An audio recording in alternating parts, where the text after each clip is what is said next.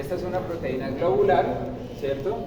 Claramente no es una proteína fibrosa, es una proteína globular y es una proteína que tiene alfa hélices por todo lado. ¿Tiene alguna beta por ahí?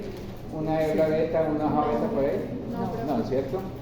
Y pues vemos pues como enzima clásica de disposición. ¿Recuerdan esta disposición de las alfa hélices? ¿Cómo se le llama ese tipo de alfa hélice? Que estuvimos viendo donde los residuos hidrofílicos están expuestos hacia afuera y los hidrofóbicos están expuestos hacia adentro, probablemente, ¿no? ¿Cómo se llama esa?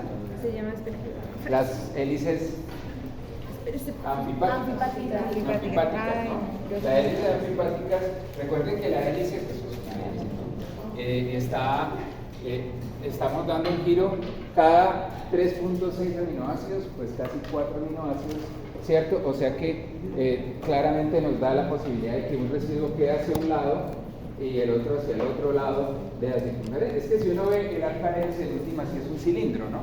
Sí. Entonces en el cilindro uno va poniendo, si uno viera el alfa hélice, lo viera así, ¿cierto? Lo viera así, vería básicamente todos los residuos proyectados hacia afuera y los que apuntan hacia la parte acuosa pues serían los hidrofílicos y los que apuntan hacia el interior son los hidrofóbicos. Esto también se puede aplicar para las hebras beta, hojas beta, donde la parte hidrofílica proyecta hacia el agua, hacia el citoplasma y los residuos principalmente hidrofóbicos hacia adentro de la proteína. Entonces, pero como dijimos dos, pues Sebastián ya la tenía globular y con estructura secundaria preferiblemente, netamente alfa hélice, ¿no? Esta enzima es muy interesante, ¿la conocen? Ya la van a conocer. Mire, el mecanismo de acción de esta enzima es ese, la enzima toma el GMP cíclico, ¿sí? ¿Sí lo ven? ¿Qué tipo de molécula es esta? ¿Ah? No, esta, miren la bien. Miren esto, biología molecular. GMP, guanosín monofosfato. Sí, guanosín monofosfato, que es un nucleótido. Es un nucleótido modificado, es un nucleótido ciclizado. Es un nucleótido que se cicliza con el fosfato del carbono 5, ¿cierto? El fosfato está formando un enlace fosfodiéster y ahí sí es fosfodiéster. ¿Sí? Ahí sí es fosfodiéster porque es di. Di por dos. ¿Ah? Aquí este fosfato, ¿cierto? Está enlazándose a este carbono y al OH de este carbono y al OH de este carbono, ¿no? Eso es diesterasa. Recuerden que en la parte de lípidos ponían un enlace que era fosfoéster, lo ponían como fosfodiéster, no, pero en ese caso era fosfoéster, en este caso sí es fosfodiéster y en este caso es fosfodiéster entre ella misma, yo con yo, ¿sí? Sí. Pero en el ADN es fosfodiéster entre un nucleótido y el otro, ¿no? Por eso son fosfodiéster. Pero en este caso lo que hace la guanilato ciclasa es ciclar la GTP, libera pirofosfato y pues nos deja CGMP, que al igual que el AMP cíclico es una molécula de señalización, muy importante molécula de señalización. Esta molécula, una vez se libera o se produce dentro del citoplasma, pues ella va a tener múltiples cosas de genética, ahorita la vamos a ver. Guarden el ATP cíclico, el AMP cíclico. Son moléculas de señalización, van a tener consecuencias funcionales muy interesantes dentro del citoplasma y en este caso pues esta va a ser clave para la liberación de calcio y generar ciertos procesos funcionales que alteran el comportamiento celular. Esta enzima es una enzima, vea, la PDE5. Entonces ya les digo que esta molécula es una molécula de señalización intracelular. ¿Sí? Es una molécula que cuando existe va a tener una función va a pasar mensajes, va a decir qué es lo que está pasando ahí. Entonces PD5, como lo ven acá, es una molécula ¿qué está haciendo esta molécula? Está agregando. Esta molécula corta el ciclo, ¿no? Entonces se está convirtiendo de GMP cíclico, lo está convirtiendo a GMP punto. Aquí está el fosfato, bueno, es monofosfato, ¿sí? Entonces aquí tenemos entonces el nucleótido reconstituido, pero en versión monofosfato. Este nucleótido ya no tiene propiedad de señalización, ya no lo es. Entonces hasta ahí nos llegó el mensaje. Entonces, todo lo que esta molécula señalizaba, esta ya no lo señaliza. Esta ya de hecho puede ser retomada en la síntesis de GTP para producción de ARN, para otro tipo de cosas, ¿no? Pero esta enzima es clave, ¿no? Entonces, de acuerdo con el mecanismo que estamos viendo acá, y recordando las clases de enzimas, recordarán ustedes las clases de enzimas, que son 6, ¿cierto? Son 6 clases de enzimas, revisémoslas. Bueno, por si no han visto todavía el video o no han visto la clase, pues nosotros estábamos comentando que las enzimas tienen una función muy importante dentro de la célula, pero curiosamente la historia de las enzimas siempre se les daba un nombre: pepsina, tripsina, quimiotripsina, ¿sí? Entonces, o polimerasa o lo que fuera. Pero entonces los químicos decidieron hace bastantes décadas tratar de usar un lenguaje que solamente con un número, una nomenclatura, que solo con ver el número se pudiera saber cuál es la función de esa enzima, porque el nombre común lo dice mucho, ¿cierto? Por ejemplo, tripsina, ustedes no sabían. Aunque sí lo vimos el martes, que la tripsina es una proteasa, ¿no? Y recuerdan en dónde corta, ¿no? Argininas y lisinas. Pero eso lo sabemos nosotros, ¿no? Pero si uno no sabe eso, pues es muy complicado. Entonces los químicos se reunieron para acordar un número que se llama el número EC de la Enzyme Commission, en donde esa serie de números les puede dar a ustedes la idea de cuál es la función específica de esa proteína. Sí, claro, es menos romántico que decir pepsina, pero pues con los números ustedes ya saben con qué están valiendo, y eso especialmente sirve mucho cuando están haciendo análisis proteómico, que ustedes, por ejemplo, de un 2D, un gel 2D, toman la mancha, la secuencian y les da una proteína, no saben qué es esa proteína, y después van y lo miran en la comisión EC, y ahí les tira que es una fosfodiesterasa, por ejemplo. Les da los números, entonces ya ustedes tienen ya una idea de lo que es sin haber hecho ni siquiera los ensayos funcionales. Entonces, habíamos dicho que de esas clases de enzimas tenemos 6, ¿cierto? La primera, las oxidorreductasas, ¿cierto? Esas están ayudando a transferir los electrones. Las transferasas, que transfieren grupos químicos intermolecularmente, eso es clave. La clase 3 son las hidrolasas, las reacciones que implican la hidrólisis, o sea, toman el agua para cortar enlaces. Que eso es lo que en el parcial, en la parte de líquidos, muchos no hicieron, no incluyeron, como todavía no habíamos visto eso, pues yo eso lo entiendo.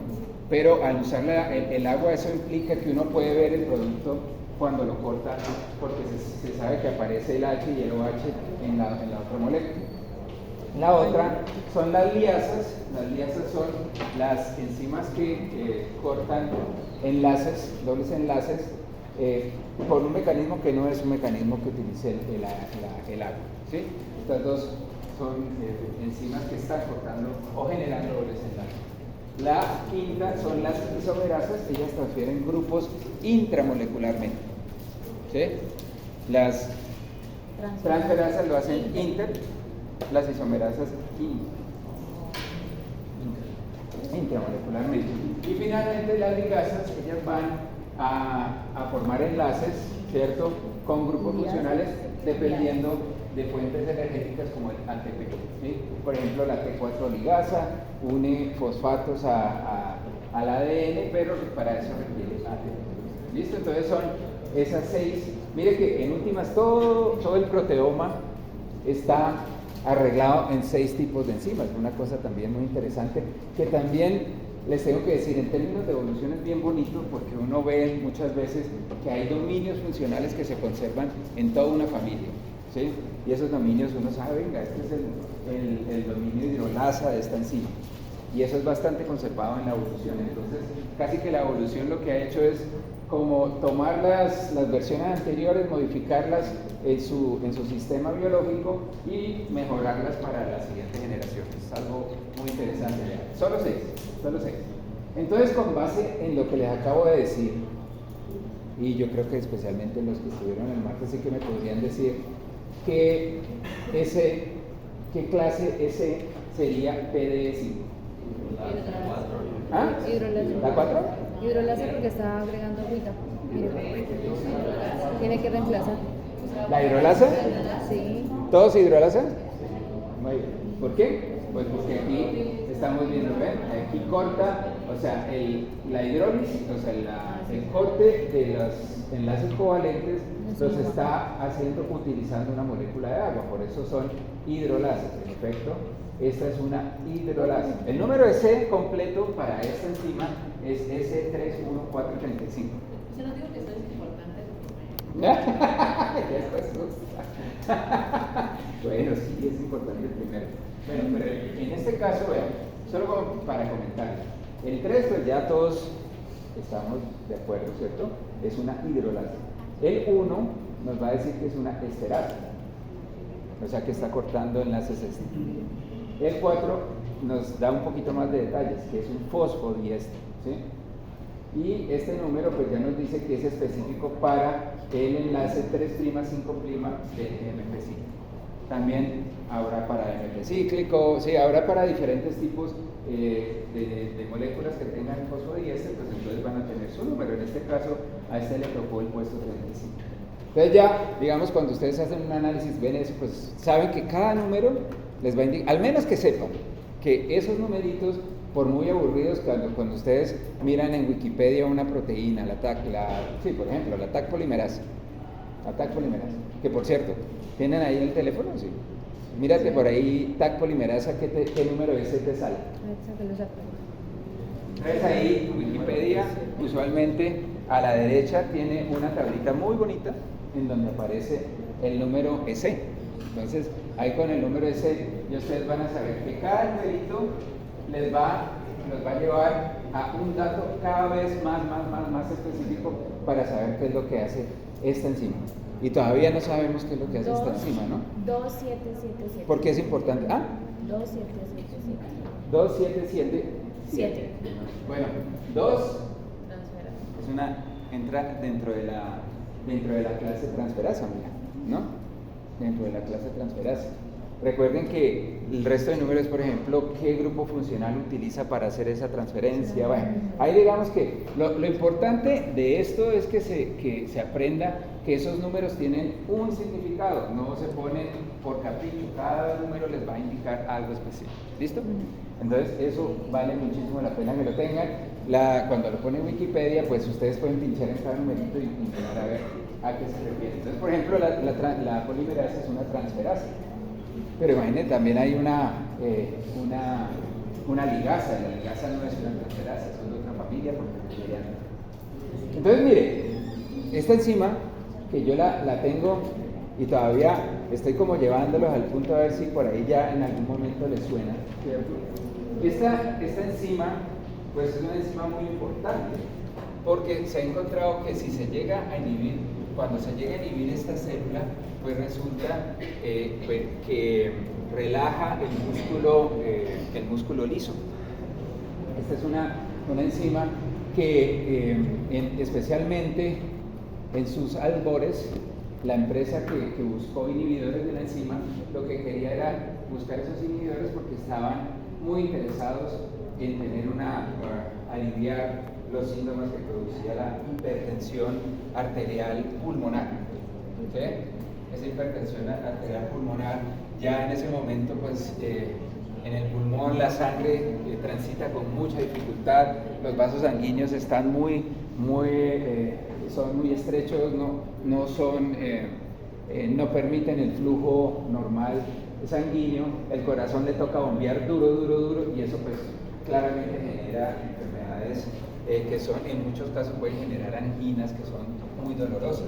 Entonces esta compañía se puso a buscar inhibidores de esta enzima y encontró dentro de esos inhibidores este que vemos acá, este inhibidor, que para familia, ¿no? Pirazolo, pirimidin, etoil, metil, piperacin, sulfonil, metilpropil. Escucha, ese es el nombre de este inhibidor.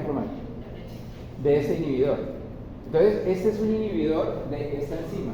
Al decir que inhibe esta enzima, quiere decir que no está, o sea, si nosotros inhibimos esta enzima, pues no se está degradando o no se está cortando el GMP cíclico a GMP, ¿cierto? Entonces se queda ahí. Entonces su función, cuando ocurre eso, pues entonces le permite a los vasos sanguíneos relajarse y permite un flujo sanguíneo muchísimo más expedito. Entonces le permite a la sangre fluir sin tanto problema, pues porque los vasos ya no están, ¿cómo se llama? Cerrados, ¿no? Le permite entonces relajarse, el vaso sanguíneo se expande y la sangre puede transitar libremente.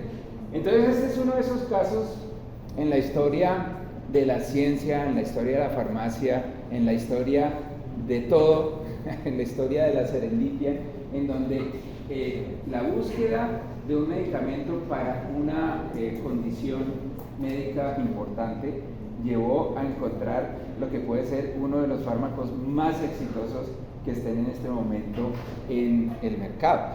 Aquí el efecto secundario fue lo que gustó y lo que verdaderamente hizo que este medicamento funcionara y fuera tan popular. Porque todo este nombre de esta molécula, ya vamos a ver cuál es el nombre, pero antes de eso les quiero decir, este es un inhibidor de la enzima.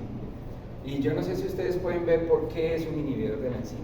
¿Qué lo puede hacer inhibir? Bueno, es un inhibidor que se llama un inhibidor competitivo. Recuerden que las enzimas tienen sitios activos, ¿no? Los sitios activos son los sitios que unen el sustrato.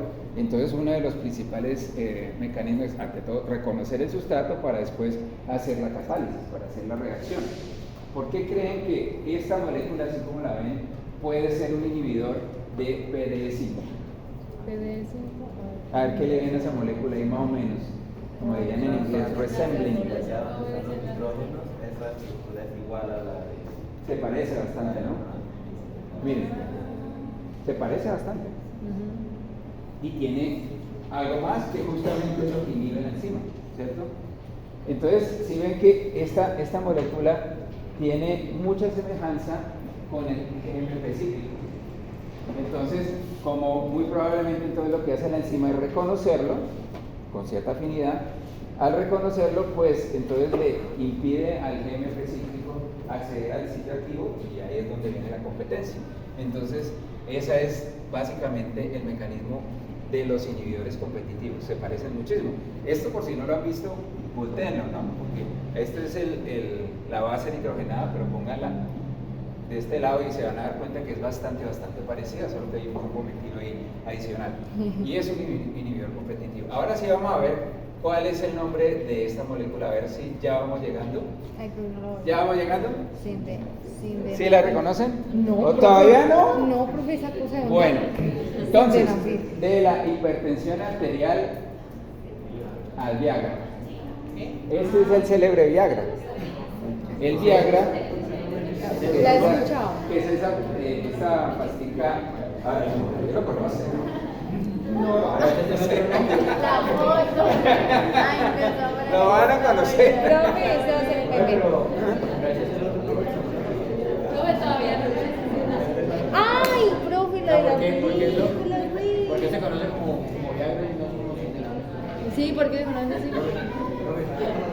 ¡No! Sí. O sea, todavía dije el célebre Viagra y no le sonó. ¿Cómo es? El Viagra es quizás una de las pastas más exitosas en el mercado porque ayuda con la disfunción eréctil. ¿Sí? El Viagra funciona pues porque, como les digo, este medicamento que estaba diseñado a buscar un remedio contra la hipertensión arterial pulmonar, pues en el grupo de pacientes a los que les daban este medicamento todos terminaban con una linda y hermosa erección. Entonces decían, vea pues, ¿será que eso tiene algo que ver con el proceso justamente de la erección? Pero, o sea, incluso sin quererlo, terminaban con una erección. Mejor dicho, como por el Minoxidil que tenía una finalidad parecida para la hipertensión, pero se acabó siendo para el envejecimiento del pulmón. A ver, yo tengo que aclarar que esto sí que funciona para la hipertensión, pero pues el efecto secundario es eso. Pues ahora lo que se vende es cambien el título y véndalo más bien para la parte de disfunción eréctil. Entonces por eso, por si no lo habían entendido, el muñequito, ¿cierto? En este caso, ¿cierto? En este caso, esta es la fisiología de la erección, perdonen ahí lo sencillo, pero entonces en este caso, vean, en las células del endotelio vascular, ¿cierto? En el pene, pues estas células tienen una enzima que se llama guanilato ciclasa, que es la que cicla GMP a GMP cíclico. Este GMP cíclico, él va a trabajar pues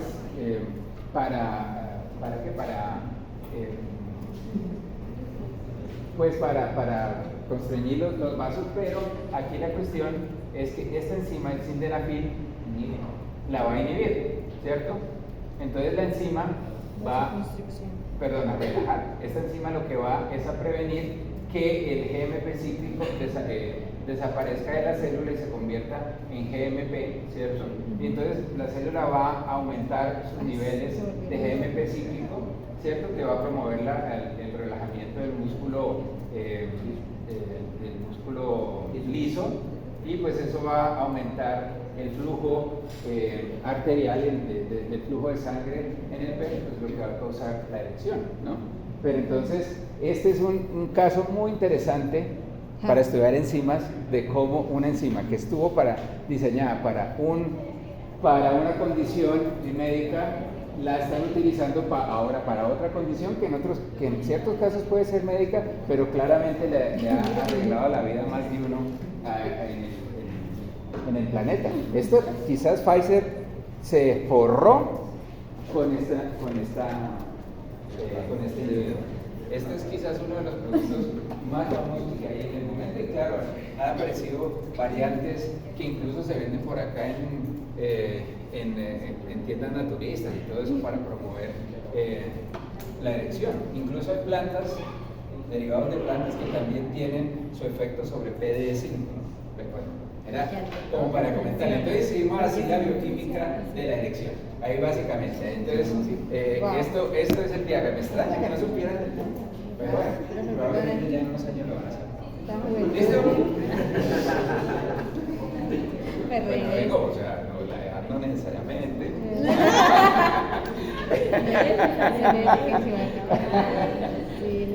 Bueno, pero ya vimos cuál era la enzima, ¿no? Y ya vimos términos interesantes, ¿cierto? Bueno, ya vimos cuál es su estructura, una estructura globular de alfa-6 principalmente, ya vimos que tiene hélices anfipáticas, que es una hidrolasa, ¿qué más vimos? Es una hidrolasa, bueno, y el resto de cosas que vimos ahí en la tabla. Vimos que tiene un inhibidor competitivo, ¿cierto? Y bueno, ya vimos sus efectos funcionales. Entonces, de ahí a allá, pues entonces ya vamos a retomar esto al final de la clase, ojalá nos dé el tiempo. Claramente creo que no vamos a poder hacer el juego hoy. Vamos a hablar de la cinética enzimática, ¿no? Lo interesante de las enzimas es que las enzimas, ante todo ellas, su función es acelerar la reacción, ¿ya? Ellas no van a trabajar en cambiar la termodinámica, o sea, el equilibrio se va a llegar de la misma manera, sino que esto lo va a hacer muchísimo más rápido. Entonces, por eso la cinética enzimática es importante, y pues por lo menos que lo vean, porque yo sé que en Bioquímica 2 van a retomar de alguna manera las enzimas. Parece que Bioquímica 2 es mucho de enzimas y mucho hablar de la constante de Michaelis, de la KCAT, y bueno, un montón de términos que vamos a mirar acá y que me gustaría, pues no lo vamos a ver con profundidad porque en una clase es muy berraco, y ahora sí que va a ser más berraco con la semana que nos van a quitar de ahora en adelante, pero pues habrá que ver cómo le dedicamos tiempo o ustedes le dedican tiempo de manera independiente a este tema. Entonces, recuerden que en el caso de las enzimas, ya esto recordé, ¿no?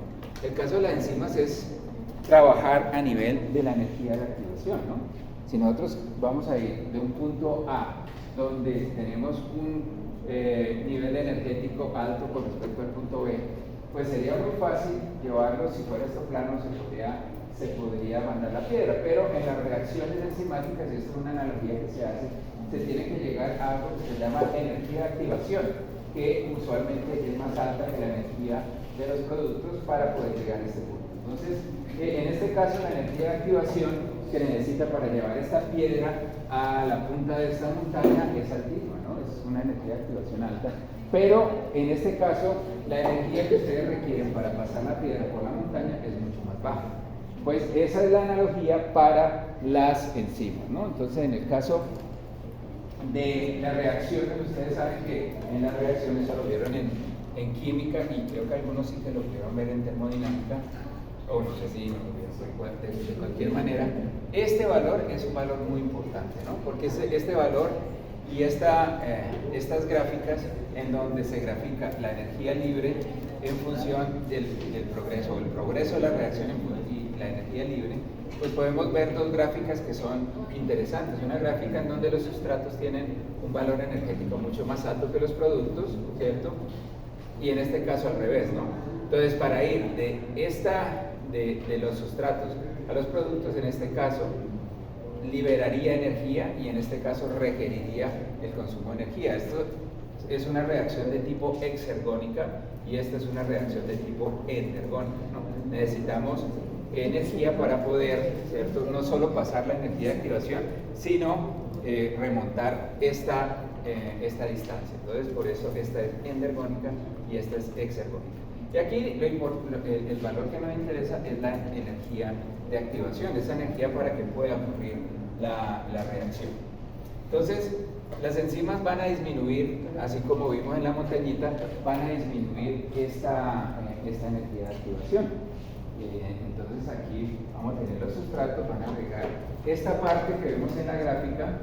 La energía libre es, como pueden ver, aquí no va a estar modificada. El trabajo de la enzima va a estar en este punto, en la energía de activación, ¿cierto?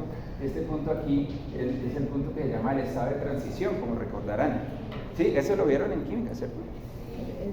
Para que ocurra una reacción, ¿cierto? Para que ocurra una reacción, pues debemos llegar al estado de transición para que pueda progresar a la generación de los productos. Si no se llega, podemos volver de nuevo a los sustratos. Eso es básicamente lo que usualmente cuentan en la química 1, que el estado de transición es clave para poder llegar y proceder a la generación de los productos, ¿vale?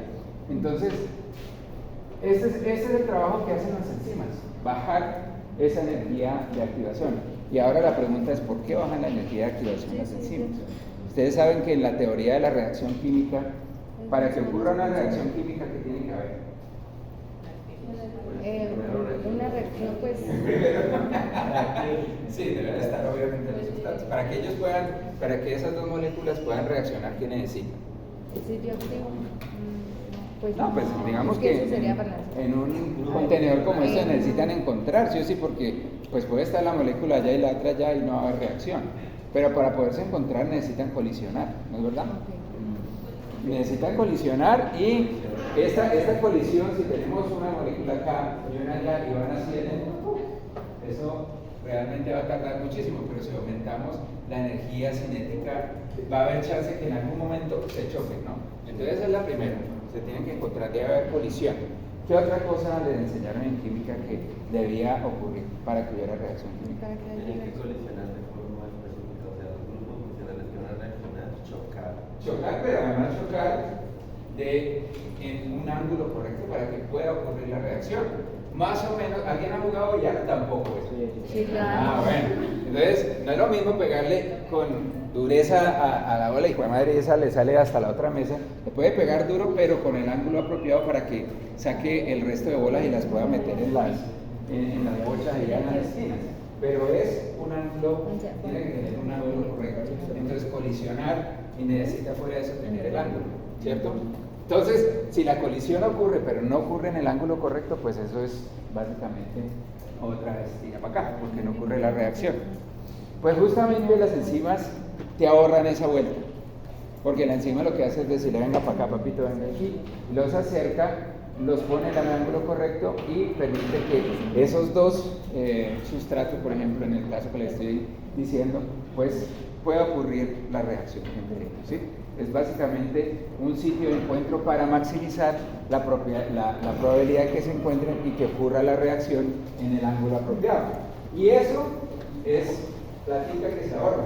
Eso es reducir muchísimo el tiempo, la energía que requiere para que se puedan encontrar las dos moléculas, en el ejemplo que les estoy contando. Entonces ahí es donde está la magia. La magia está en el sitio activo.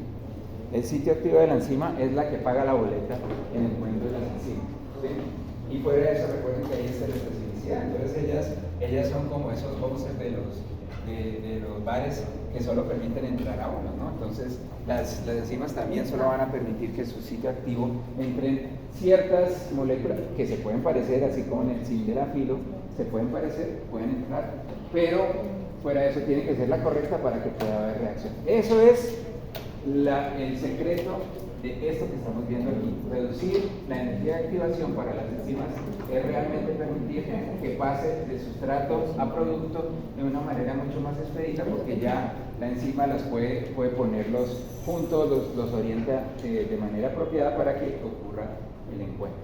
¿Listo? Entonces, clave aquí que las enzimas van a las enzimas afectan la tasa de reacción, pero no afectan su constante de equilibrio. Eso les debe quedar claro. Esta parte no la va a afectar, pero sí va a afectar eso.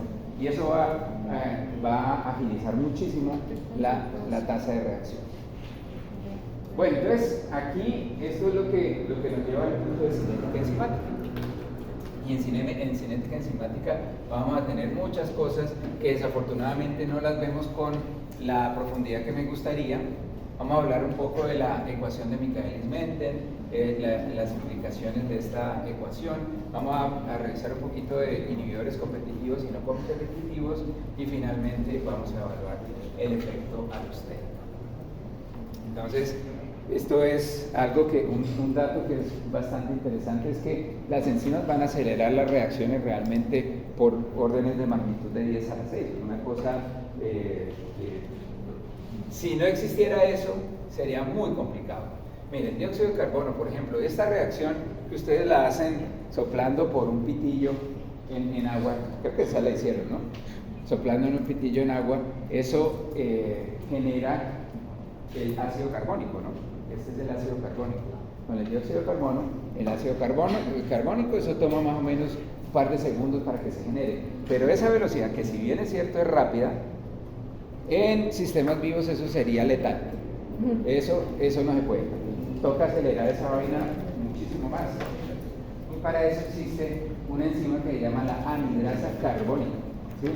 Esta anhidrasa carbónica, pues ella va a cumplir la función de acelerar el proceso de la generación del ácido carbónico a partir de CO2 y agua. Y miren, tiene dirección de para allá y dirección de para acá. Es bidireccional, también puede convertir el ácido carbónico al dióxido de carbono. Esta enzima es supremamente interesante. Y pues imagínense que esta va a acelerar la reacción, esta reacción la puede acelerar hasta 1 billón de veces, o sea, entendiéndose billón por el billón nuestro, no el billón gringo, ¿no? Sí. Y pues claramente sería 10 a las 7 veces más rápido que la ausencia de enzima, imagínense esa vaina, es que es una cosa supremamente interesante. Bueno, entonces, para poder entender lo que se viene ahorita, vamos a ver ciertas consideraciones generales de las enzimas, ¿cierto? Entonces, podemos tener reacciones de enzimática en donde tenemos sustrato único y producto único. Tenemos el sustrato A y genera un producto B. Tenemos sustrato único y productos múltiples. A los divide en B y C. Sustratos múltiples, productos únicos, A más B. Obviamente puede haber un poco más, no tampoco que tiene que ser 2 nomás, ¿cierto? A más B nos genera C. Sustratos múltiples, productos múltiples, A más B es igual a C más B. ¿Listo? Esto entonces es las diferentes posibilidades que tienen las enzimas para generar reacciones, básicamente están en esas 4 posibilidades. Bueno, pero esto... Profe, tratamos de escribir a la velocidad que usted habla, pero no se puede. De verdad. Porque de verdad no conocían el Viagra, no estoy todavía. En una película, en la. Pregúntele a su papá y a su abuelito. ¿Yo qué le voy a preguntar a mi papá? Tarea, preguntarle al papá del abuelito. Pues a mi padre, no, bueno, yo no. Ok, mi papá creo que no la vi. Está bien. Yo creo que mi papá no la conoce. Ahí sí se le paró hasta el corazón, mejor dicho. Yo creo que mi papá no conoce el Viagra. Bueno, entonces como para que hagamos un ejercicio ahí mental, nos vamos a imaginar esta situación. Entonces, esto es un lenguaje muy común cuando se habla de enzimas, ¿no? Entonces ya la enzima le pone E, al sustrato se le pone S y listo. De ahí para allá viene la descripción de todo. Entonces, partimos de nuestras condiciones iniciales, tenemos la enzima libre, el sustrato libre, más S, que forman el complejo enzima-sustrato, ¿cierto? Y el complejo enzima-sustrato se va a llamar ES. Ese complejo enzima-sustrato, recuerdan entonces, ahí cuando se unen ellos, ¿cierto? Va a llegar ese momento de la magia que en ese momento se orientan en la posición adecuada y llegan al estado de transición. El orgasmo molecular, si quieren decir, y ahí, ¡pum!, se convierten en enzima producto, todavía unido a la enzima. Y cuando eso ocurre, ya la enzima puede liberar el producto y lo último es ¿Esa es la E más P. transición? Entonces, esas son, digamos que las 4 fases principales de lo que ocurre en una enzima. ¿Ya? Y les digo que esto fue bonito porque cuando esta gente, cuando digo esta gente, los químicos y los bioquímicos intentaron entender la enzima, sí les implicó hacer ciertas simplificaciones. Y con eso, con todo y todo, lograron entender cómo funcionan las enzimas. Entonces, lo primero fue como poner esto de la reacción, ponerla de esta manera. La S es sustrato. Sustrato. Y la P es producto. Entonces, por ejemplo, aquí tenemos una enzima, ¿cierto? Que va a tener este tipo de reacción, ¿no? A más B va a generar a C más D, ¿cierto? Entonces, aquí en condiciones iniciales, enzima más sustrato, pues enzima más sustrato, enzima libre y los sustratos. En el complejo ES, pues entonces ya la enzima unió los dos sustratos en el sitio activo, ¿no? Este sitio activo va a tener va a tener los puntos de interacción con cada uno de manera independiente. Sí, yo creo que estará. Esto ocurre cuando se está calentando. Bueno, entonces ahora viene, si ven lo que pasa acá, ¿no? Entonces los une y ahora, recuerda que las enzimas, y estuvimos viendo eso, recuerde alguien que estuvimos hablando del modelo de ajuste inducido. ¿Se acuerdan? El modelo de ajuste inducido, que era el que teníamos dos modelos, el de llave cerradura, que ya se sabe que eso no es así, y el ajuste inducido, pues básicamente lo que nos dice el modelo de ajuste inducido es que las enzimas son móviles. Ellas, cuando interactúan con el sustrato, ellas se pueden mover, ¿cierto? Ellas tienen la capacidad de cambiar su conformación, eso es lo que se llama. Una vez interactúan, pues entonces pueden cambiar su conformación, ¿no?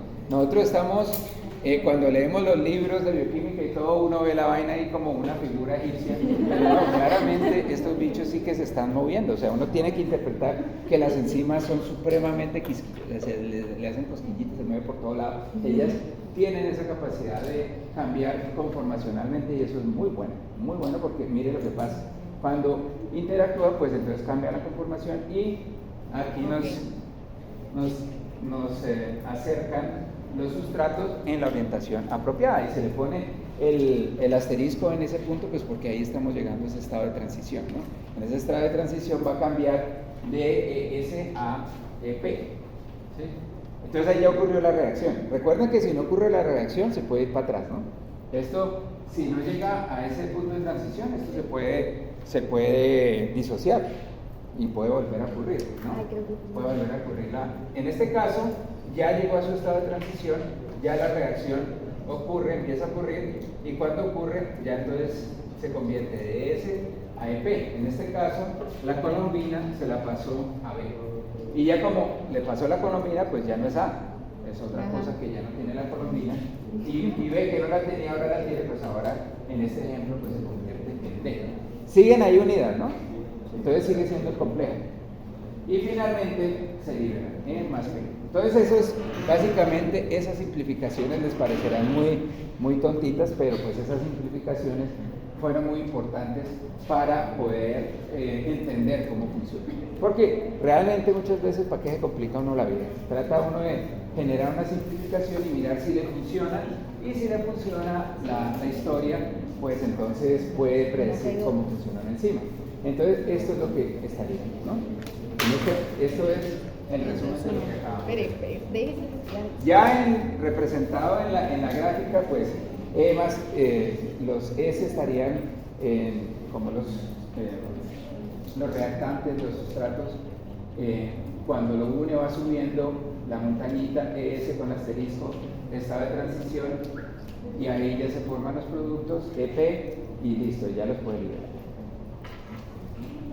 Bueno, entonces aquí es donde empieza la historia interesante para poder empezar a estudiar. Bueno, esto que les digo fue literalmente como lo hicieron para empezar a entender, tratar de entender cómo funciona el asunto de la catálisis enzimática. Y algo muy interesante es estudiar obviamente la velocidad de las reacciones enzimáticas, ¿no?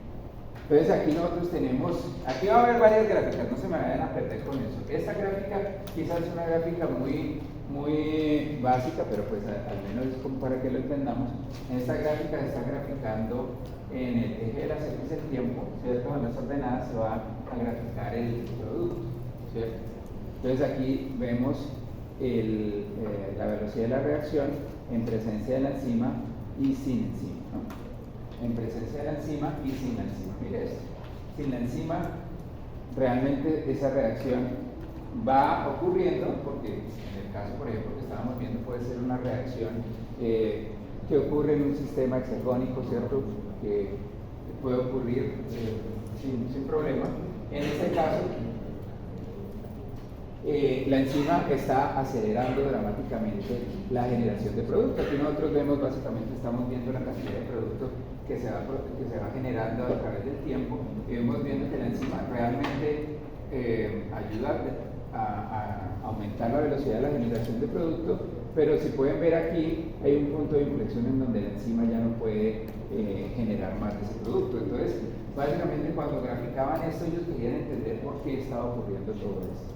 Entonces esto nos lleva al punto de entender la relación enzima-sustrato. Para esto vale la pena que veamos algo importante, ¿no? Entonces usualmente en una reacción de estas nosotros tenemos mucho más sustrato que enzima cuando se hace in vitro, ¿no? Cuando lo hacemos ponemos una enzima, la glucosa oxidasa, por ejemplo, y glucosa, pues vamos a tener, de la enzima vamos a tener mucho menos enzima que glucosa, ¿no? Entonces tenemos varias situaciones. Tenemos una situación en donde tenemos poco sustrato y una situación en la que tenemos mucho sustrato. Esto que se ve aquí, este es el sitio activo, y el sitio activo está uniendo el sustrato. Entonces, como pueden ver, cuando hay poco sustrato, pues hay poco sitio activo ocupado por la enzima. A medida que vamos aumentando el sustrato, vamos llenando esos sitios activos hasta cuando tenemos una cantidad abundante de sustrato que satura todos los sitios activos, incluso queda más sustrato por ahí disponible para seguir usando. Esta situación es una situación de saturación de la enzima. ¿Listo?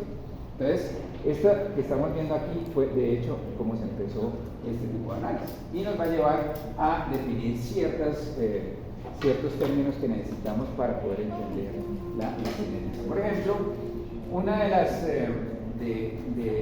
de esos términos, uno de esos valores, de esas mediciones, es lo que se llama la velocidad inicial. Esa velocidad inicial que estamos viendo acá, entonces imagínense que nosotros tenemos varios tubos.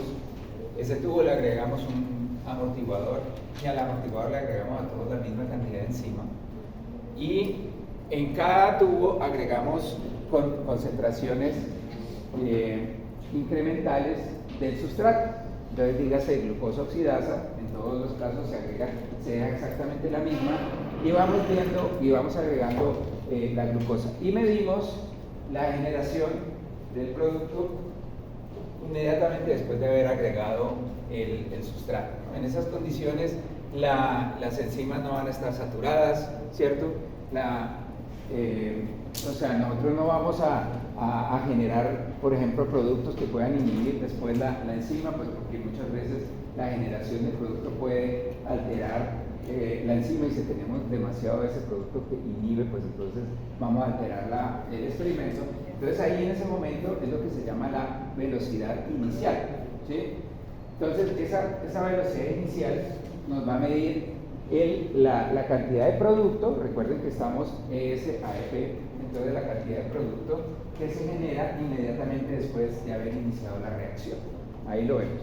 Entonces tenemos esta situación: abscisas tiempo, ordenadas producto, y vemos diferentes concentraciones. Entonces, ¿ustedes por qué creen que se está viendo eso? Porque estamos viendo diferentes gráficas a medida que avanza el tiempo. Recuerden que en este experimento tenemos la misma concentración de enzimas, pero tenemos diferentes concentraciones de sustrato. Y vemos diferentes gráficas. Pues sí, pues dependiendo de si está saturadas las enzimas. Exactamente. Y pues si no tiene mucho sustrato, ¿qué va a hacer la enzima? No va a sacar inventarse el sustrato. Entonces ahí va una de las primeras observaciones, es que lo que estamos viendo aquí es que vamos a tener, o sea, aquí si nosotros vamos a medir la velocidad, pues ¿qué diríamos aquí? La velocidad es la cantidad de producto generado en función del tiempo, ¿cierto? Y pues eso claramente va a depender de pues qué tantos sitios activos tiene ocupada la enzima para poderlo producir. En este caso, en S4, tiene muchos más sitios activos ocupados y puede generar muchos más productos que en este caso. Entonces claramente la velocidad la vamos a ver diferente, ¿no? Entonces esta es la velocidad inicial. Ahora, si tenemos, de nuevo, variamos esa concentración de sustrato, ¿cierto? Y ahora la gráfica la hacemos no con el producto, sino en las ordenadas, sino lo que estamos evaluando es la velocidad inicial. O sea, esto que estábamos determinando acá, ¿no? Este valor de velocidad inicial. Ese es ahora el que vamos a estar graficando en las ordenadas, y aquí la concentración del producto. Entonces, nótese que esta va a ser la figura que vamos a obtener. Ya ahora sí, aquí vamos a tener todas estas concentraciones que veíamos acá, ahora van a estar graficadas acá. Ya como estamos evaluando producto en función del tiempo, esto pasa al eje de las Y, y en el eje de las X lo vamos a ver en función de la concentración.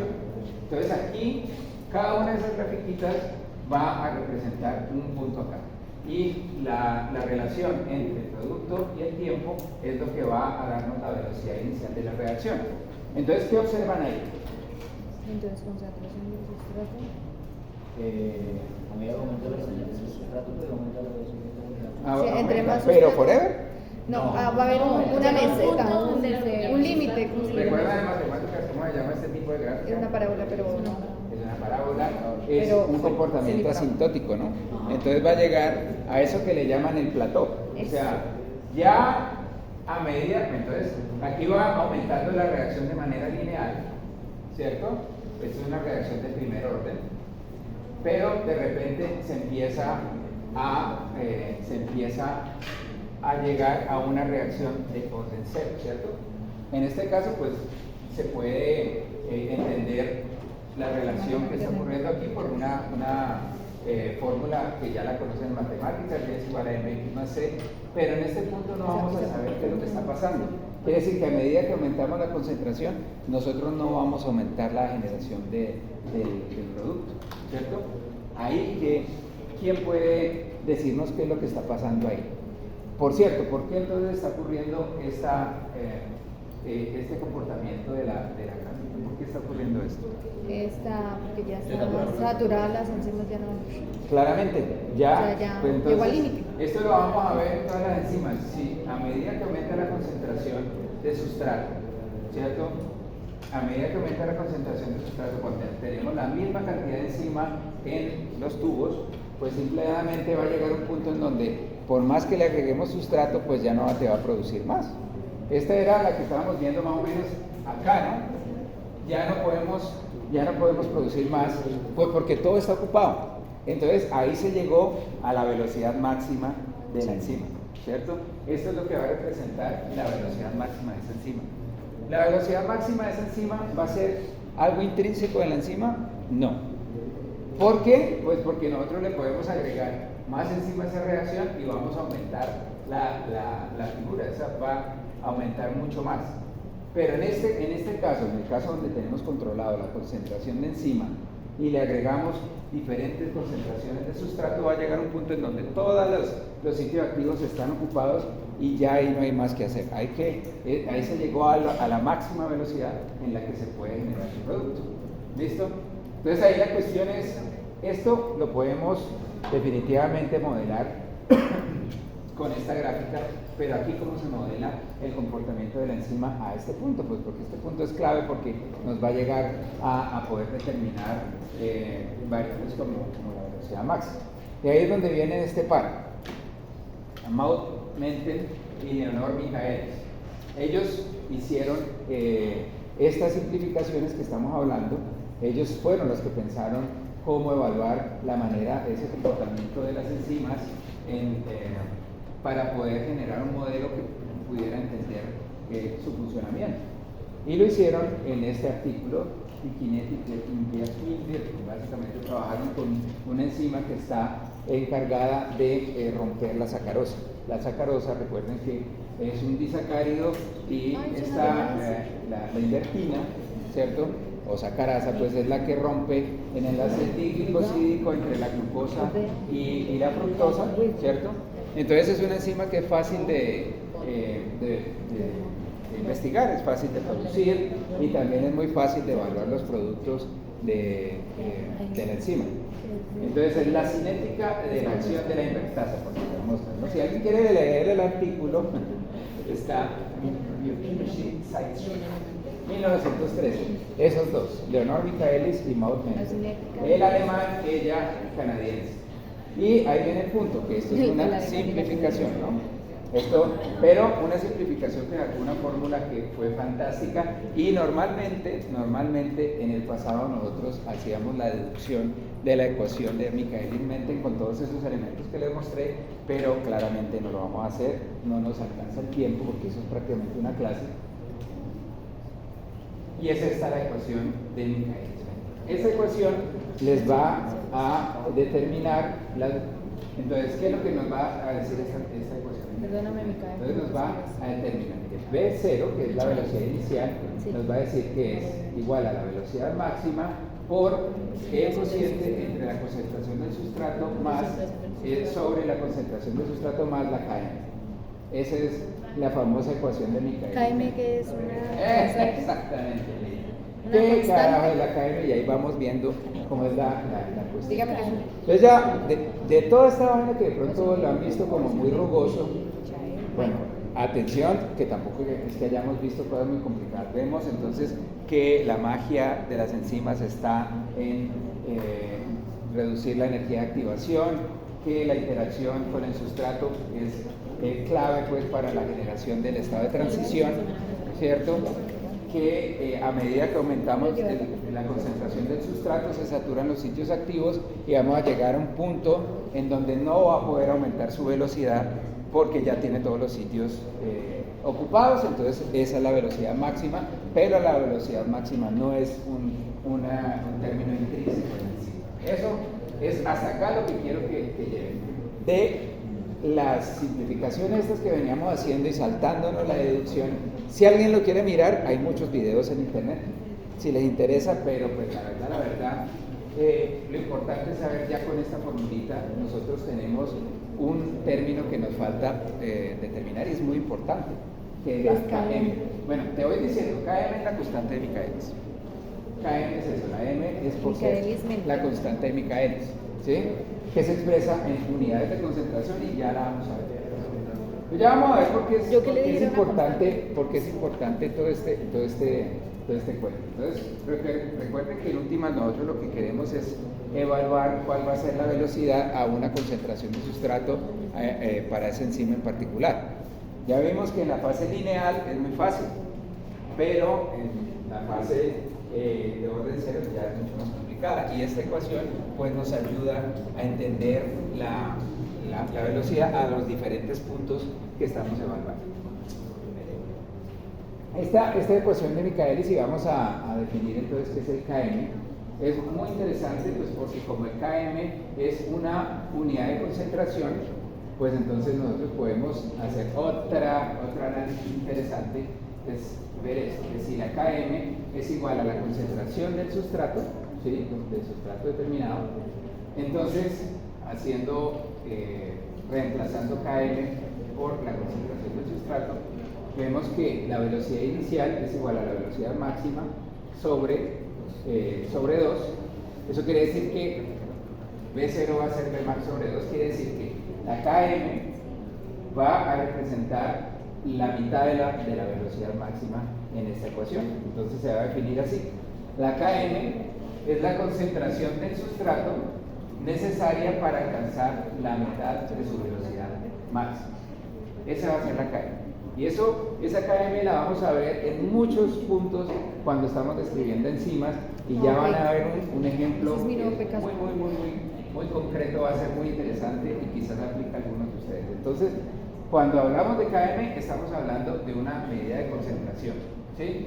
Y va a representar esa concentración del sustrato, ojo, definiciones, concentración del sustrato, ¿sí? Necesaria para alcanzar la mitad de la velocidad máxima en la enzima, ¿sí? Esa va a ser la constante de Michaelis. Y así la podemos, experimentalmente nosotros la podemos determinar midiendo los diferentes puntos y encontrando cuál es la mitad, ¿cierto? En esta gráfica para poderla definir.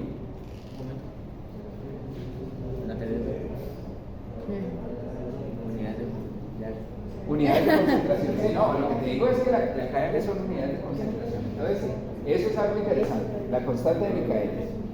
La constante de Michaelis, a su vez, y ojo con esto, nos va a dar también una medida de la afinidad de la enzima por el sustrato. Y esto va a ser chévere ahorita que veamos los inhibidores. Entonces, si tenemos una Km baja, un valor de Km bajo, quiere decir que la enzima tiene alta afinidad, ¿sí?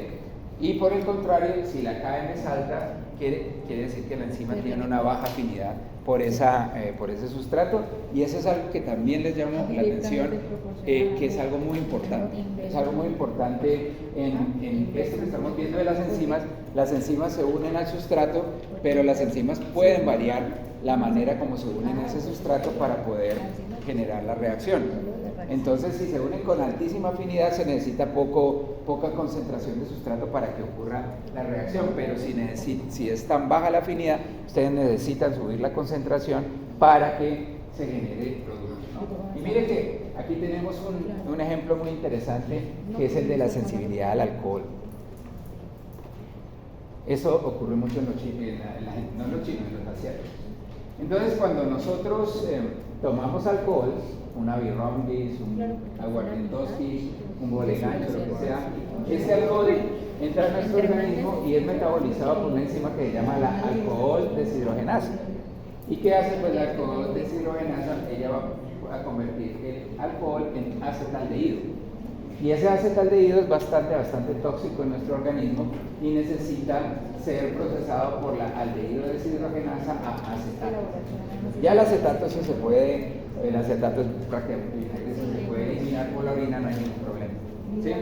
Pues resulta que se tiene esta situación. Nosotros tenemos en el organismo tenemos una enzima que se llama la aldehído deshidrogenasa mitocondrial y una aldehído deshidrogenasa citoplásmica. Tenemos dos tipos de aldehído deshidrogenasa. Entonces, esta mitocondrial aquí dice que tiene un bajo Km y esta aldehído deshidrogenasa citoplásmica tiene un alto Km, ¿cierto? ¿Recuerdan qué quiere decir entonces? ¿Qué podríamos decir en la mitocondrial con respecto a la Mitocondrial, alta afinidad y baja afinidad de las enzimas, ¿no? ¿Cuál es la que tiene más alta afinidad? La primera. La primera. La primera tiene, la enzima tiene alta afinidad y necesita poquitos sustratos. Exacto. Y esta pues tiene Baja alto, afinidad. pues esta no va a unir, no va a procesar o a ser tan eficiente procesando el acetaldehído acetato. Pues resulta que hay unas mutaciones que generan una enzima que no es o es menos funcional en la aldehído deshidrogenasa mitocondrial y solo les permite trabajar con la aldehído deshidrogenasa citoplásmica, y eso es lo que en la gente asiática genera estos eritemas en la cara. No sé si ustedes han tenido esas experiencias con algunos asiáticos que uno les sirve una cerveza y inmediatamente ponen rojos. Inmediatamente ponen rojos porque ellos no. Pues mi mamá no es asiática, pero a mi mamá le pasa eso. También, no, que nosotros tenemos sangre asiática, eso sí no te. Nosotros Pero tenemos ya sangre de tiene todos la lados. explicación. Entonces la que funciona, la enzima funcional en esa gente es la citoplásmica, pero la mitocondrial tiene una mutación que. Esos cambios se ponían súper. Bueno, esto claramente es una mutación. Esto entraría dentro de nuestro curso de genética del próximo semestre de biología molecular. Eso es un SNP que se expandió. Tú sabes que en Asia fue algo bien interesante, y es que Gengis Khan esparció sus genes por todo lado y eso pues hizo que de alguna manera Profe, la pero es que frecuencia que tenían normalmente monarquía, ocurre de manera pseudoaleatoria, ahí sí no fue pseudoaleatoria, entonces eso se expandió, ese alelo es un alelo que está presente en el 20% de la población asiática, 20%. Y cuando digo asiática, estamos hablando de chinos, coreanos y japoneses, porque los indios eso sí chupan que da miedo, pero los chinos tienen este problema. O sea, realmente es muy chistoso verlos destaparle una cerveza y terminándola terminan así, ¿no? Obviamente el acetaldehído es muy peligroso, o sea, se pueden intoxicar muy rápidamente, además genera vómitos. Y todo eso ocurre porque la mitocondrial no es funcional o es muy poco funcional. Entonces trabajan con la citoplásmica que tiene un alto KM, pero ya vimos que es baja afinidad, entonces no es eficiente De los buenos bebedores tienen la primera botella. sí, Ok. no, sí. Sí, O sea, yo. no creo que ustedes Yo, bro. Bueno, Lo eso voy a averiguar. va a saltar esto. La verdad, esto es interesante, esta gráfica de line curve, porque si bien es cierto que cuando trabajamos con curvas es hasta bonito y toda la cosa, muchas veces determinar cuál es el punto Vmax, porque ustedes saben que asintótico por definición quiere decir que no va a tocar esta línea, ¿cierto? Necesitamos una manera de graficar en donde podamos ver realmente que se intersecta y podemos determinar muy bien dónde es que queda la velocidad máxima. Y para eso a este par de genios se les ocurrió que básicamente estimar la Vmax y la Km utilizando una fórmula que es básicamente graficar el 1 sobre el recíproco de todo lo que hizo Michaelis-Menten, ¿no? Entonces básicamente todo va a ser 1 sobre, no B0 sino 1 sobre B0 y todo se invierte, ¿no? Y entonces bajo este tipo de gráfica pues entonces aquí sí podemos ver que cuando la línea intersecta el eje de la Y, esa es la Vmax, y cuando la línea intersecta el eje de las X, ese es 1 sobre Km. Entonces ahí simple y llanamente uno hace el recíproco y ahí ya tiene los valores. Digamos que solamente sepan que esto lo pueden ver, y esta es una representación que les pasa la curva a la línea y les permite determinar fácilmente Vmax y Km, pero pues solamente les quería mostrar pues, que esta línea la pueden encontrar. Entonces Km, ¿no? Ya vimos Km. Vimos la ecuación de Michaelis-Menten, Km. Ahora hay otra K, que es la K-cat. Pues digámosla en inglés para que no suene tan feo. K-cat, no. K-cat, le dicen. Que es la constante de velocidad catalítica. Este es otro parámetro interesante. ¿Qué nos va a decir la K-cat? Número de moléculas de sustrato convertido en producto por segundo por cada enzima en saturación. Ese es un valor interesante. Sí, porque evalúa qué tan capaz es la enzima. Claramente, exactamente. O sea, Ahí ya tenemos todas las enzimas. Ahora sí nos está diciendo es qué tanto está produciendo esta enzima, cuánto es su máxima capacidad de producción, ¿cierto? Esa es caca. Y pues Caca. teniendo esta caca, entonces recuerda nuestra simplificación, ¿no? hay posibilidades. Entonces esta caca representa este valor de 500. Entonces, recuerden, de nuestra enzima sustrato pasa a E más P, ¿no? Entonces, esta constante va a ser la constante que nos va a interesar para definir K.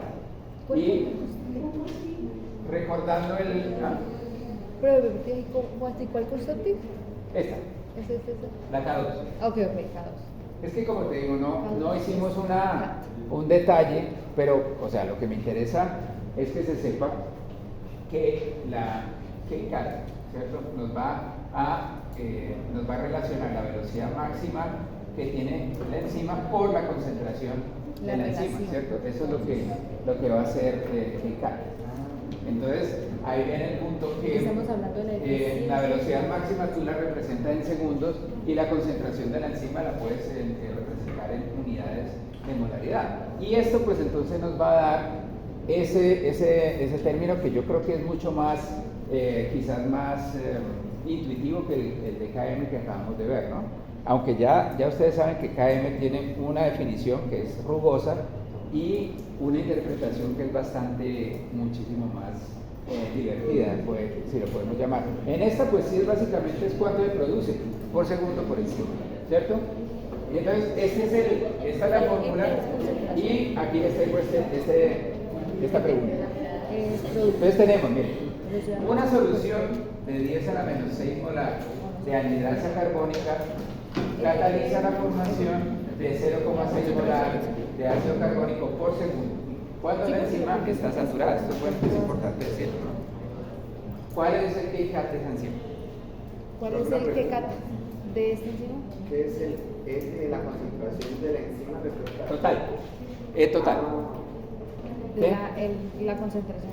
De la enzima total. Mira, en el ejemplo ya lo puedes ver. O sea, una solución de 10 a la menos 6 de anhidrasa carbónica cataliza la formación de 0,6 molar de ácido carbónico por segundo cuando la enzima está saturada. O sea, la velocidad máxima es 0,6 molar por segundo. ¿Cuánto? Entonces, espere, concentración, una solución. ¿Cuál es la velocidad máxima? 0,6 molar por segundo. Eso es 0,6. Sí, Entonces esa es la que tiene que ir acá, ¿no? Sí, es 0,6 Y tiene que ir en el El 10 a la denominador. menos El 10 a la menos 10 a la 6. menos 6 molar, ¿cierto? De anhidrasa carbónica, Esa vaina. ¿cierto? Sobre segundo. Entonces, ¿cuánto les da? Profe, espere, ¿cuánto es eso? Exacto. 10 a la menos 6. Entonces recuerden Menos 1, menos 6, menos 5. que ya cuando estamos hablando que la enzima ya llegó a saturación, ahí ya estamos en velocidad máxima, ¿no? Sí, ahí ya es. Entonces ahí ya ese valor del numerador ya está listo, ya está definido. ¿Cuánto les da? Sería 6 por 10 menos 5. Uy, yo una 6 por 10 a la 5. profesora le dice la mente. 6 por 10 a la 5 6 por 10 a la por 5. segundo. Muchachos, miren lo que dice. ¿Pero qué de qué? 6 por 10 a la 5, ¿cierto? De ácido carbónico. Que ácido, exactamente. 6 por 10. Dice molar por segundo de ácido carbónico. Molar por segundo, porque es un electrolito. Moléculas de Moléculas. convertidas en Ajá.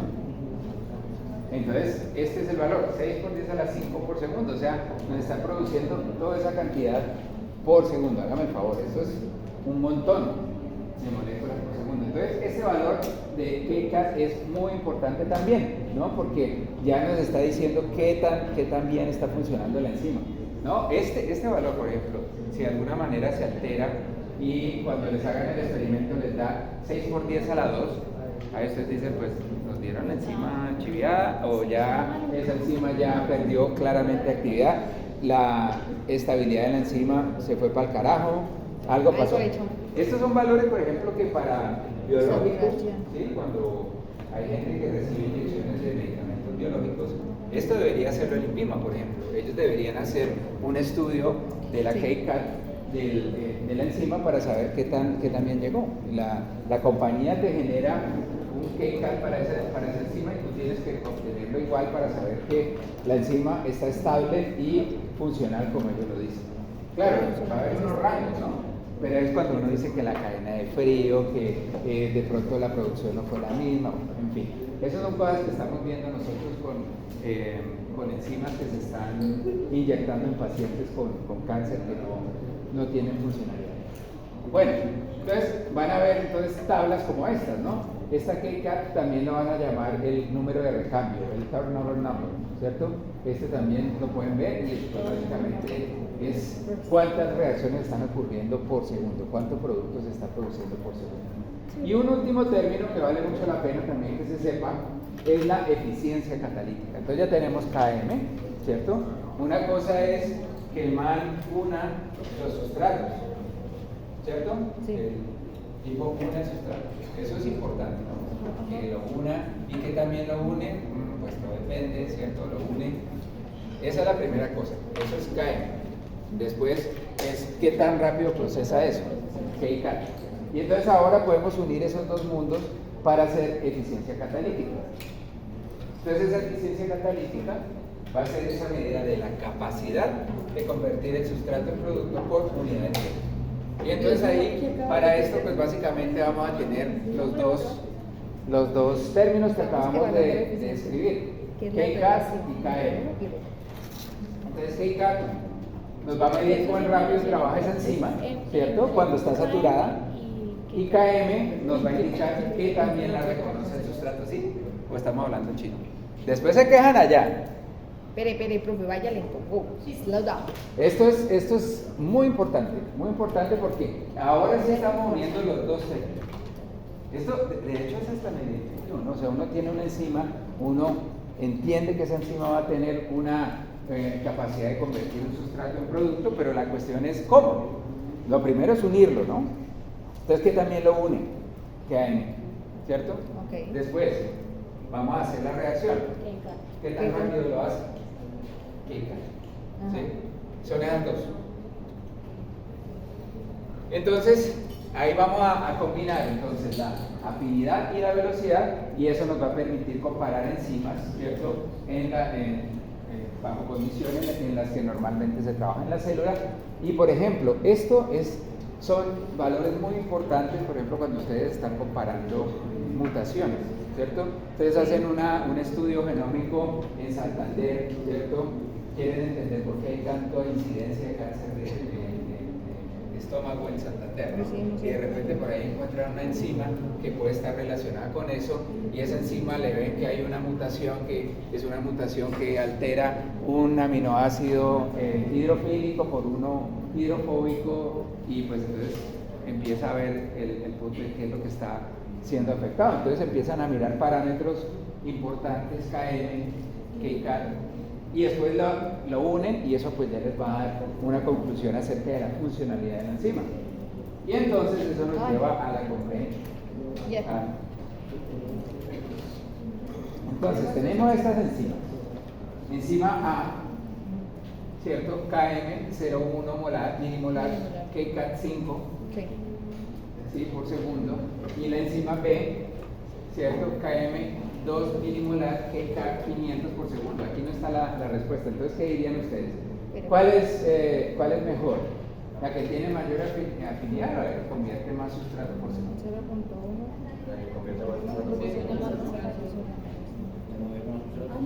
¿Qué usarían ustedes para resolver esa pregunta? La eficiencia. La eficiencia. ¿Qué es la que convierte más sustrato por segundo? Es 5 y 0.1.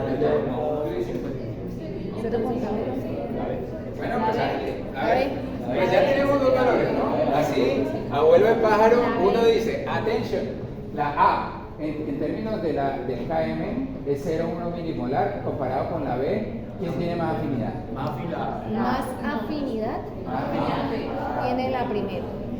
Recuerden que a menor KM, mayor afinidad. ¿Sí? Mayor afinidad. Ahora, una vez la agarran, solamente te produce 5 moléculas de producto. O sea, puede empezar con poquito Pero ojo que el tiempo vale, ¿no? El tiempo vale. Realmente hay que estimar si de pronto hasta con el tiempo puede ser que ambas van a tener lo mismo, ¿no? En este caso, 2 milimolar, quiere decir que le tenemos que dar muchísimo sustrato, ¿cierto? ¿Cierto? Para tener esa... Recuerden entonces qué es lo KM. KM es afinidad. O la cantidad de... Cantidad de Ahora la sustrato necesaria gráfica para que logre la mitad de la velocidad máxima, ¿no? La mitad de la velocidad Sí, máxima. porque afinidad. Y ese en todo caso tiene baja afinidad, pero un KCAT de 500. Pucha, eso sí es Eso es lo que necesitaban los 2 órdenes de magnitud, 100 veces más. Bueno, entonces, ¿qué? ¿Cuál es la conclusión? No, La si segunda. quiero saber. La segunda. Pero bueno, Yelitza, ¿no vas a hacer el cálculo? ¿Y qué te da?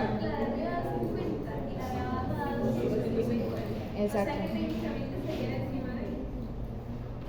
Entonces, eficiencia catalítica. Eficiencia catalítica nos va a dar la herramienta, el argumento, ¿cierto? Cuantitativo para poder concluir, ¿no? Porque tienen que ustedes están volviendo una opinión. Esto no es opinión, hagan el cálculo.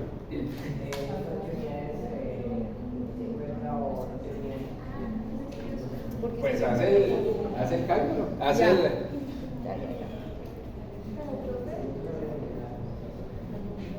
Acá. Elimina lo que tienes que eliminar y me dices.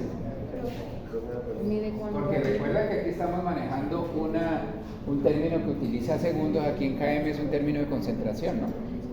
Dime.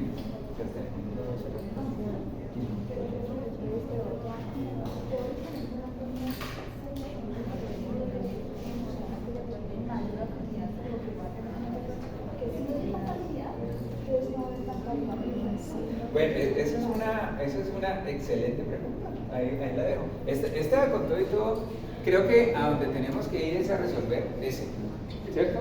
La eficiencia catalítica. Pues ya les digo que la eficiencia catalítica nos va a dar la capacidad para convertir sustrato en producto. Pero eso va a ser la suma de las dos. ¿Qué tan bien me une el sustrato y qué tan bien lo proceso? Pero mira que la afinidad no necesariamente implica que se sea eficiente produciendo sustrato, producto. En cambio, la otra que une con baja afinidad es buena haciendo la reacción. Pero el KM de que cuando es menor es mayor, la afinidad es una casualidad. O sea, porque hay una vez de que, por ejemplo, o sea, que se dio la expresión que fuera. O sea, es que hay algunas veces que cuando por ejemplo la cantidad da la cantidad que también la pero no necesariamente. No, en este caso no es así. Y siempre es así. Sí, eso siempre es así. No, esto siempre es así. Sí, esto sí es algo que ya está haciendo. La KM baja siempre va a ser alta. Pero entonces, 50, entonces de acuerdo a tus cálculos, 50. La eficiencia catalítica de esta es 50 y la de esta es de 250. ¿Cuál es mejor? Profe, pues 250 esta. Entonces esta definitivamente tiene una eficiencia catalítica que digamos 4 veces más que la otra. Profe. Claro. Profe, pero Tiene 5 veces más eficiente, que tampoco, pero es más eficiente. Entonces el argumento para poder responder esto, ¿cuál es mejor? Hay que meterle el cálculo. Este es mejor. sí. Si uno lo mirara, mira cómo se convirtió la mesa de debate aquí. Mira que la gente dijo, no, pues ya por la afinidad, claro. Pero ojo que eso no necesariamente, porque uno puede ser muy bueno atrapando, pero comiendo no tan bueno. Entiéndase como se entiende. ¿Sí? O sea, ahí viene el punto de que afinidad no es lo mismo que reacción. Ya les digo que los sitios activos pueden ser sitios que son muy afines, pero quizás el catalítico no necesariamente sea el afín, ¿no? Entonces ahí viene el punto que en esas regiones que están uniendo al sustrato, que es el sitio activo, pues ustedes van a tener el sitio activo dividido entre la región que une al sustrato y el sitio catalítico. Ese es el que hace la magia. ¿Listo? Entonces, ya dijimos, ¿no? Concluimos. Esta. por más que una con menos afinidad. Dime.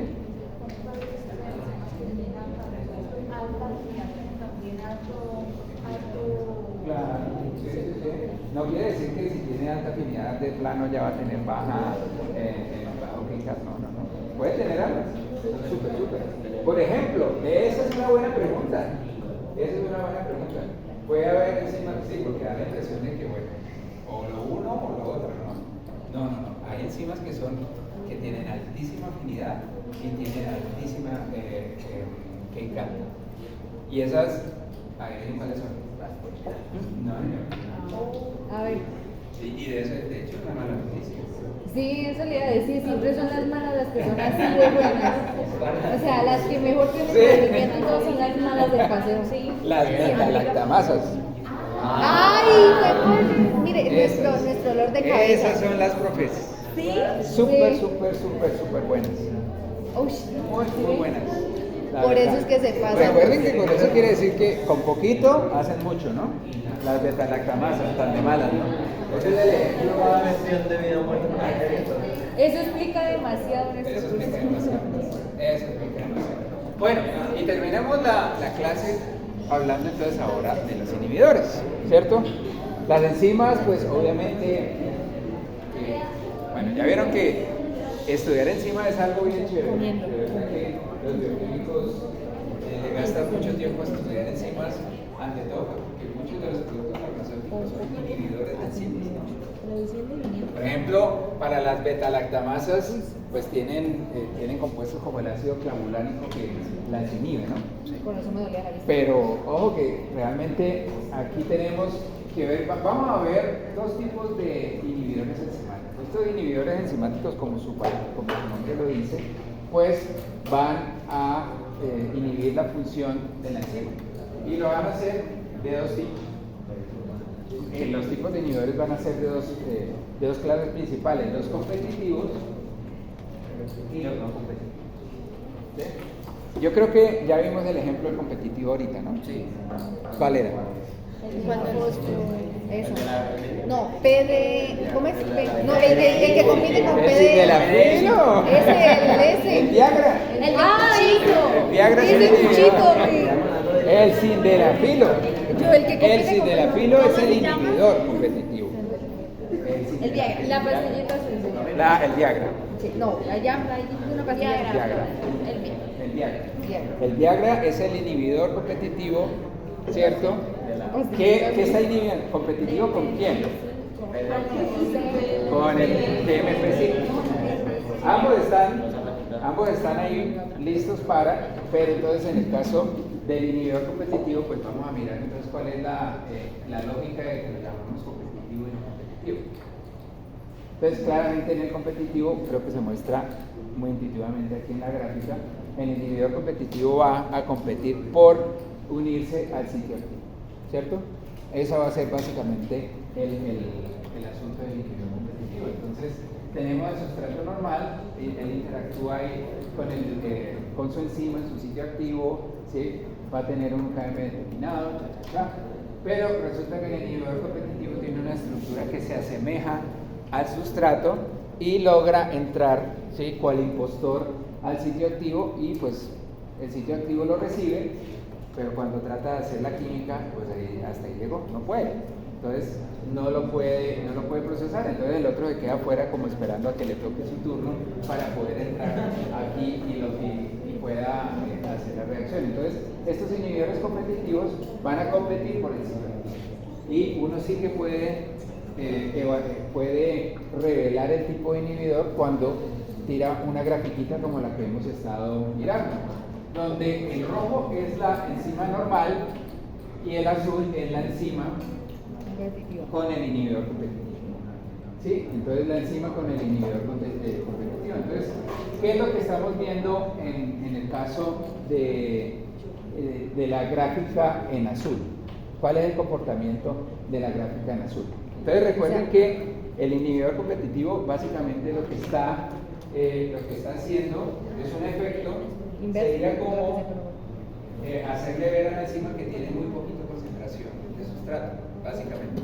está bajando la... A pesar de que hay muchísimo afuera, pero la enzima pues está ocupada con el inhibidor, ¿sí?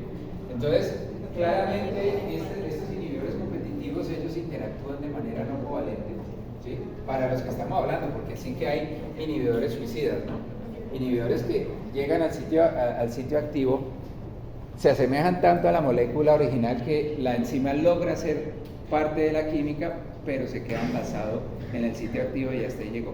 Este es un inhibidor terrible, ¿no? Y claramente sería, quizás para la farmacia no sería tan bueno tener un inhibidor tipo covalente. Beta, ¿es la del beta? Excelente, a eso iba, Sebastián, muchas gracias. Los inhibidores, entonces, a eso iba mi punto de no covalente. Entonces, siempre va a haber una dinámica, recuerden eso. Entonces, la enzima interactúa con el sustrato o con el inhibidor y después hay un recambio. ¿Sí? Esto se recambia, no se va a quedar ahí. La única manera en la que se queda forever es si es inhibidor competitivo covalente, suicida. Ahí sí ya, listo. Esa enzima ya queda inutilizada. En este caso, el inhibidor sí se retira. Entonces va a haber sustrato afuera. Ese es en los sustrato que se metaboliza, si es el correcto de la enzima, está ocupándose ahí el inhibidor competitivo. Eso reduce muchísimo el trabajo de la enzima, porque toca entonces llenar, o sea, van a tener que tener muchísimo sustrato afuera para poder competir al inhibidor competitivo, básicamente. Pero sí, como es covalente, esto tiene que estar en una dinámica constante, ¿no? Pero ahí viene el punto de por qué estamos viendo producto acá, ¿no? Porque recuerda que aquí estamos viendo producto que está representado como la velocidad, ¿cierto? O sea, la cantidad de producto por unidad de tiempo, ¿cierto? Entonces, claramente estamos viendo producto en el azul, pero le está tomando mucho tiempo. Le está tomando muchísimo más, ¿cierto? Muchísimo más tiempo, ¿cierto? Se ralentiza muchísimo para llegar a Vmax, para este man. Es por eso por lo que les digo que la enzima está en ese momento en una situación como si tuviera, en presencia del inhibidor competitivo, como si tuviera muy poca concentración de sustrato, ¿sí? Básicamente. Entonces tenemos esas grafiquitas, si recuerdan cuando tenemos diferentes concentraciones, pues la gráfica va así, ¿no? Cuando tiene la máxima concentración, pues va a tener así, ¿no? En este caso la va a tener así. Entonces, como hay tanto inhibidor, hay que esperar que lo saque para que se meta el sustrato y me genere producto. Pero entonces, mientras ocurre todo eso, pues la gráfica se nos cae, ¿sí? La gráfica se nos empieza a caer. Eso puede camuflar resultados, ¿no? Porque uno puede evaluar la afinidad y la velocidad de producción y dice, uy, es buenísima, pero luego la pone... No, pero eso tú lo puedes determinar. Mira lo que pasa en esa situación. Recuerden que esta enzima finalmente va a llegar a su Vmax, ¿no? Va a llegar un momento en donde pueda, pero va a llegar muchísimo más, ¿sí? A una concentración mucho más alta, ¿no? Sí. Aquí, miren lo que nos está diciendo, este llegó prácticamente a su Vmax por acá, en el este todavía le falta tiempo para llegar a Vmax, porque tiene el inhibidor competitivo. Claramente, eso en un sistema celular, ya la enzima ya la inhibimos, pues ya, ni modo. Pero pues claramente vamos a tener muchísima más, que agregarle más concentración de sustrato para poder competirle al inhibidor que está presente en la célula. Entonces, ¿eso qué es lo que pasa ahí? Lo que estamos viendo en la gráfica. ¿Qué están viendo en la gráfica? Pues que disminuyó la cantidad de... O sea, Cada esa misma concentración hay menos producción. sí, o sea, con la misma concentración hay menos producción.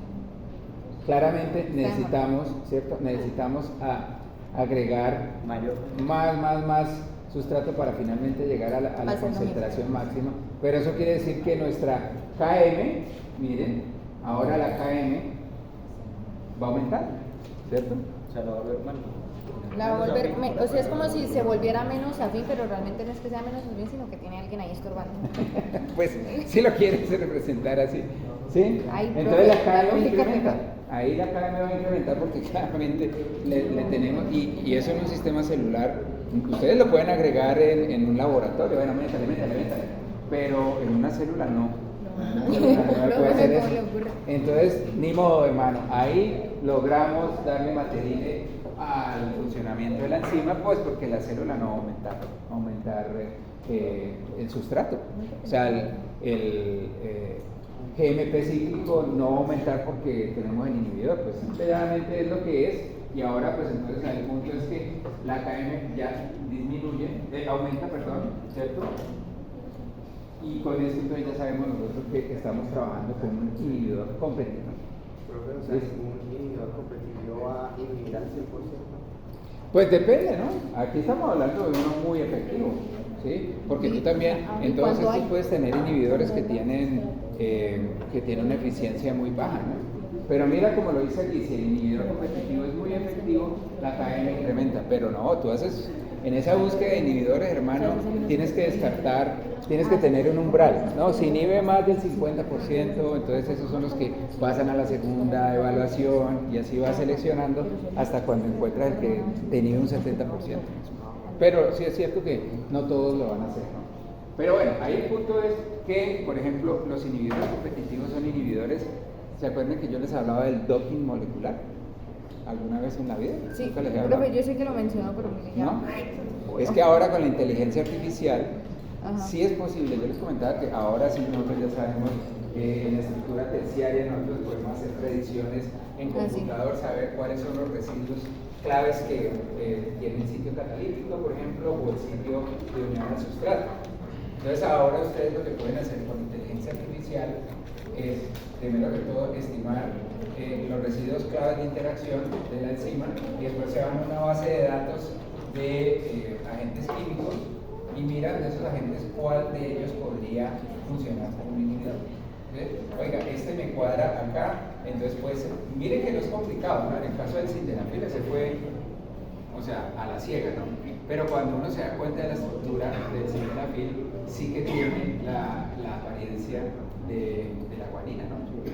Entonces, claramente ahí se puede hacer una preselección de cuáles pueden ser todos esos agentes químicos que podemos sacar. De 5 millones de agentes químicos hago una preselección de 1000. Y esos 1000 entonces le empiezo a hacer por computador la probabilidad de interacción con todos los residuos claves de la enzima y hasta cuando llegamos a 10. Y ya con eso sí es fácil hacerlo en un laboratorio. O sea, muy probablemente ustedes en pocos años podrán ser capaces de hacer este tipo de análisis. Y mire que eso es algo chévere, ¿no? Es algo, por ejemplo, que ya se ha implementado en inhibidores, por ejemplo, para enzimas claves en replicación del HIV, por ejemplo, en enzimas claves para el COP2, también SARS-CoV-2. Esos son cosas chéveres. Claramente, después de haber encontrado el agente químico, pues hay que hacer todos los estudios de citotoxicidad, esa vaina, pero la primera parte que es encontrar el candidato, eso es tiempo. Eso podría representar décadas en el pasado y ahorita se puede reducir a incluso meses. Bueno, como no vimos Landweaver, pues no les voy a mostrar eso. Ahora, el inhibidor no competitivo, y esto es importante que lo tengamos presente porque un mecanismo de regulación enzimática fisiológico es mediante inhibidores no competitivos. No piensen que todos los inhibidores son agentes químicos que nosotros buscamos para interferir el PDI, que a todos nos... No, eso no lo hacemos, no. Esos son cosas naturales, están ocurriendo, algunos son mecanismos antibióticos, otros son mecanismos autorregulatorios. Todo esto es parte de la naturaleza que estamos explotando. Entonces, en el caso del no competitivo, entonces, como su nombre lo dice, ahí no está compitiendo por el sitio activo, ¿cierto? Entonces, aquí tenemos nuestro sitio unión al sustrato, ¿cierto? Acá.